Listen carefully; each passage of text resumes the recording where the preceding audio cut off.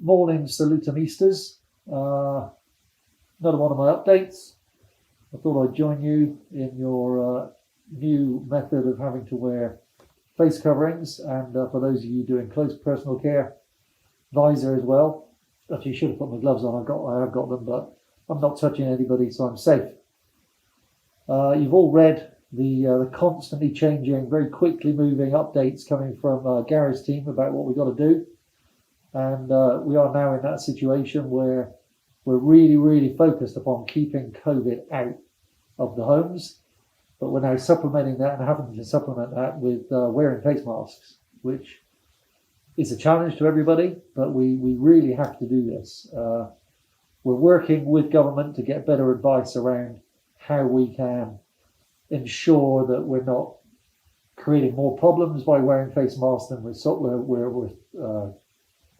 solving, and there'll be more advice on that, so really keep a close eye on the information coming from the quality team. I really should have done it all in PPE, because that's what you guys are having to do every day. It's not the most comfortable thing, but it's essential. But this message is really crucial. I want to make sure you hear it properly. This is still a matter of life and death. We're not playing around here. We're being very careful about what advice we're taking from government and from the smart, experienced people we got on our team, and indeed from what everybody else is doing in other companies, other organisations, and making sure we keep everybody as safe as possible.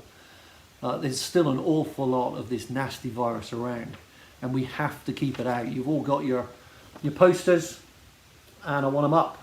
I want everybody to really get the message. We had thought about getting a life-size cardboard cutout of Gary LaVille to stand in all of your entrance halls.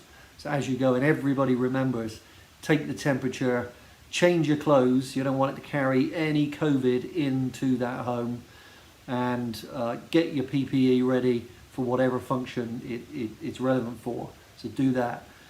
We have had some really sad news in the last day. We have lost one of our service users, somebody who'd been in our care for many years. The lovely Sonia down in the Knoll, Southend, who sadly passed away. She had a number of issues that she'd been contending with for some time, but she did have COVID. She was tested positive. She'd been in and out of hospital. We're reasonably confident that she got it from one of those hospital visits, not for any lack of attention by the staff around her by any means. In fact, they've been absolutely amazing. The way they dealt with her in isolation, the way they made her as comfortable and as loved as possible was phenomenal. They're devastated by her loss.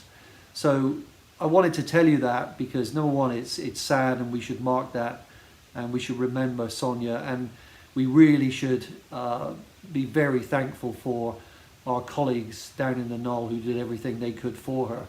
But really, just to make the point that this really is life and death. Keeping COVID out of our services really makes the difference. It's uncomfortable, it's annoying, it gets in the way, but you know, I want everybody to be here when this thing's gone. I don't want to have lost any staff. I don't want to have lost any service users to this. So let's keep COVID out of the homes. The PPE is available for you. We have a lot. Okay, we have what we need. The estates team have been absolutely brilliant. Steve, Darren, and support from other people, absolutely brilliant at getting the PPE we want. You're also doing your own great jobs at the homes to get PPE into the homes, but we have a lot in our hubs around the country. So if you're running out, if you're getting low, you shout, we'll get it to you. We have face masks, we have gowns, we have coveralls, we have the visors for everybody. All of those things, we have it. I also want a big shout out to the other unsung heroes in the finance team. We've had a lot to deal with. You guys have got a lot to deal with. You know, this is quite a challenge to keep everybody safe, happy, motivated. But in amongst all that, you know, the oil of the business is making sure we got enough money to buy the PPE, money to pay you guys, money to buy all the things we need to buy. And the finance team have done an incredible job to make sure we always have that resource available to us.